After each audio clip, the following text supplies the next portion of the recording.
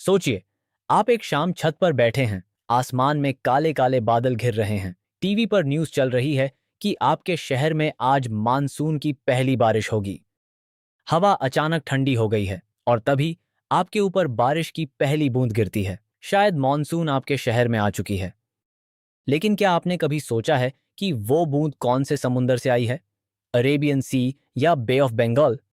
ये सवाल सुनने में बहुत सिंपल लगता है, लेकिन इसका जवाब भारत के हर कोने में होने वाली बारिश को डिसाइड करता है। इसी से डिसाइड होता है कि केरला में बाढ़ आएगी या राजस्थान में सूखा। मेघालय दुनिया की सबसे ज्यादा बारिश क्यों रिसीव करता है? आज हम इस सवाल का जवाब ढूंढेंगे, साइंस की उस डेप्थ तक जाकर जो स्कूल की किताबों में तो थी, लेकिन जिसकी असली कहानी कभी नहीं बताई गई। पहले समझते हैं कि मानसून हम तक कैसे पहुंचती है। जून के महीने में भारत के ज्यादातर हिस्से तेज धूप में तप रहे होते हैं और वहां की जमीन का तापमान 50 डिग्री सेंटीग्रेड से भी ऊपर पहुंच जाता है। इतनी गर्मी से वहां की हवा हल्की होकर ऊपर उठती है और जमीन के पास एक विशाल लो प्रेशर जोन बन जाता है, एक खालीपन जिसे भरने के लिए हवा दौड़ती है। और समंदर पर हवा ठंडी और भारी होती है, जिससे वहां हाई प्रेशर क्रिएट होता है।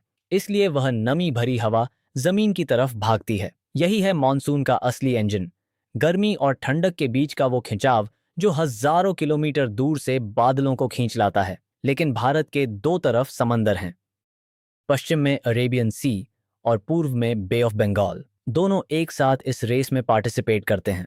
अगर मैं आपसे कहूं कि इंटरनेट पर आपको एक और दावा मिलेगा, कई जगह लिखा है कि भारत की लगभग 65% मानसूनी बारिश अरेबियन सी ब्रांच से आती है। दूसरी तरफ स्कूलों में हमें पढ़ाया जाता है कि बे ऑफ बंगाल ब्रांच पूरे उत्तर और पूर्वी भारत को बारिश देती है। अब सवाल यह है कि आखिर सच क्या है? क्या वास्तव में अरब सागर भारत का सबसे बड़ा बारिश देने वाला समुद्र है, या फिर बंगाल की खाड़ी की भूमिका उससे भी बड़ी है? आज हम इसी रहस्य की तह तक जाने वाले हैं, लेकिन इस वीडियो का जवाब आपको शायद चौंका देगा, क्योंकि इस सवाल का उत्तर सिर्फ अरेबियन सी या बे ऑफ बंगाल में से किसी एक का नाम नहीं है। 1 जून के आसपास मानसून की हवाएं पहले केरला और फिर वेस्टर्न घाट्स की पहाड़ियों से टकराती हैं और भरपूर बारिश होती है। अरेबियन सी ब्रांच 3 हिस्सों में डिवाइड हो जाती है। पहली ब्रांच सीधे वेस्टर्न घाट से टकराती है। जैसे ही ये विंड्स पहाड़ों पर चढ़ती हैं, ठंडी होती हैं और उनकी मॉइस्चर रिटेन करने की कैपेसिटी घट जाती है, और नतीजा होता है वेस्टर्न कोस्टल प्लेन पर 250 से 400 सेंटीमीटर तक की धुआंधार बारिश होती है। केरला, गोवा, महाराष्ट्र का पूरा कोस्टल बेल्ट, सब इसी अरेबियन सी ब्रांच की देन है। दूसरी ब्रांच मुंबई के उत्तर में आती है और नर्मदा और तापी नदियों की वैलीज को फॉलो करते हुए सेंट्रल इंडिया में घुस जाती है। मध्य प्रदेश, गुजरात के कुछ हिस्से, यहाँ की बारिश इसी रास्ते से आती है। तीसरी ब्रांच कच्छ और सौराष्ट्र को टच करती है, लेकिन तब तक मॉइस्चर कुछ कम हो चुका होता है, इसलिए वहां बारिश कम होती है। लेकिन जैसे ही ये हवाएं आगे बढ़ती हैं, इनके सामने एक विशाल दीवार खड़ी हो जाती है, पश्चिमी घाट। यह पर्वतमाला लगभग पूरे पश्चिमी तट के साथ साथ फैली हुई है। नमी से भरी हवाएं इसके आर पार नहीं जा पाती, मजबूर होकर उन्हें ऊपर उठना पड़ता है। और जैसे जैसे हवा ऊपर उठती है, उसका तापमान गिरने लगता है। हवा में मौजूद जलवाष्प छोटे छोटे बादलों में बदल जाते हैं। फिर कुछ ही देर में शुरू हो जाती है मूसलाधार बारिश। यही वजह है कि केरल, कर्नाटक, गोवा और महाराष्ट्र के पश्चिमी हिस्सों में इतनी जबरदस्त बारिश होती है। अब जरा भारत के दूसरी तरफ चलते हैं। बे ऑफ बंगाल, यहीं से शुरू होती है मानसून की दूसरी शाखा, लेकिन इसकी यात्रा अरेबियन सी ब्रांच से बिल्कुल अलग है। यह सीधे किसी बड़ी पर्वतमाला से नहीं टकराती। इसके सामने बंगाल का विशाल मैदान खुला होता है, इसलिए यह शाखा पश्चिम बंगाल पहुंचने के बाद 2 हिस्सों में डिवाइड हो जाती है। एक हिस्सा उत्तर पूर्व भारत की तरफ मुड़ जाता है, दूसरा हिस्सा गंगा के विशाल मैदानों के साथ साथ पश्चिम की ओर बढ़ने लगता है। और यहीं यह कहानी बेहद रोचक हो जाती है। अगर आप भारत का नक्शा देखें तो पाएंगे कि यही शाखा पश्चिम बंगाल, बिहार, झारखंड, उत्तर प्रदेश और आगे पंजाब तक पहुंचने की कोशिश करती है।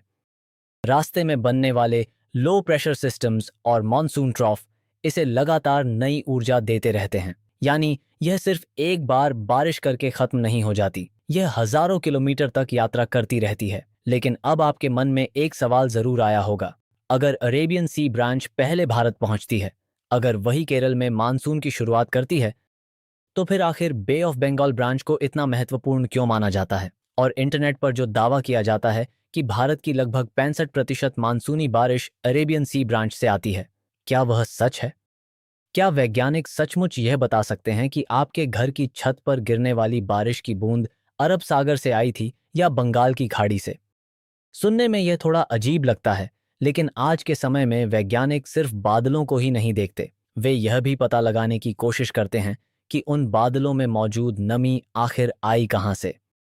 इसके लिए मौसम वैज्ञानिक satellite data, weather balloons, atmospheric models और सुपर कंप्यूटर पर चलने वाले मॉइस्चर ट्रैकिंग मॉडल्स का इस्तेमाल करते हैं।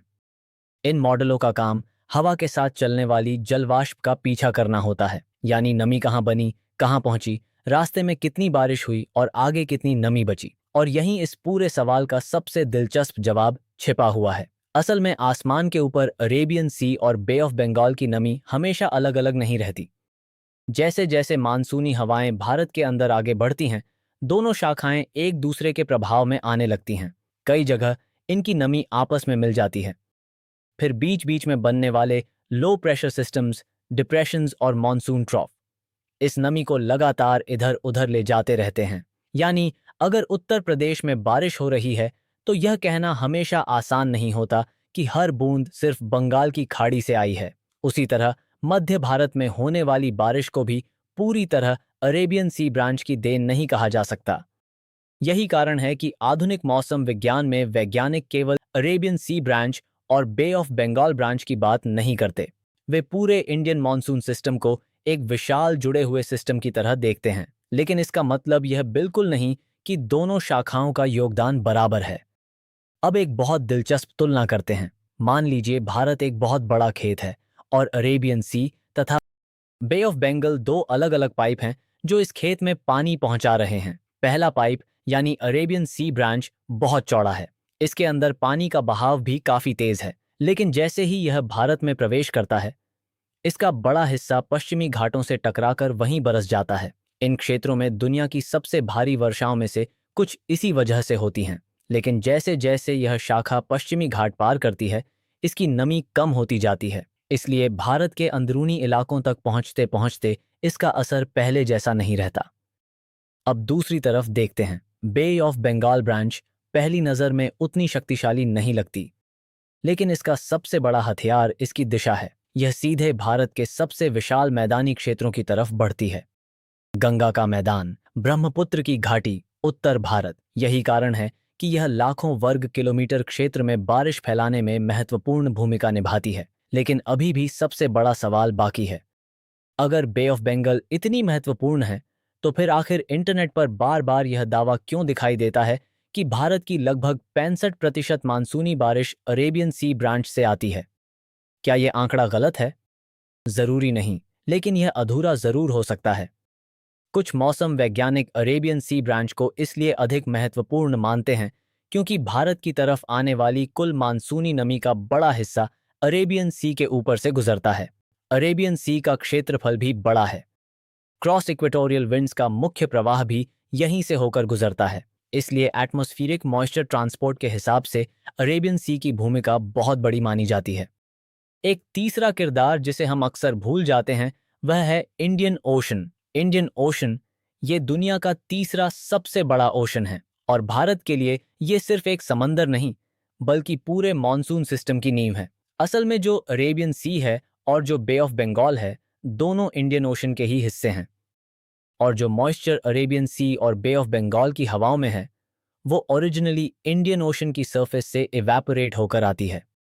इंडियन ओशन इतना बड़ा और इतना गर्म है कि हर साल अरबों खरबों लीटर्स पानी वहां से वाष्प बनकर ऊपर उठता है और एटमॉस्फेयर में घुल जाता है।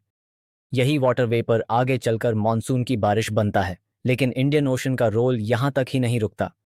साइंटिस्ट्स ने डिस्कवर किया है कि इंडियन ओशन में एक बहुत पावरफुल फिनोमिनन होता है जिसे कहते हैं इंडियन ओशन डिपोले, या कभी कभी इंडियन नीनो भी कहते हैं। होता यह है कि इंडियन ओशन का पश्चिमी हिस्सा जो अफ्रीका के पास है और पूर्वी हिस्सा जो इंडोनेशिया के पास है, दोनों के सी सरफेस टेम्परेचर में फर्क आ जाता है। जब पश्चिमी इंडियन ओशन ज्यादा गर्म होता है और पूर्वी हिस्सा ठंडा, तो इसे पॉजिटिव आईओडी कहते हैं।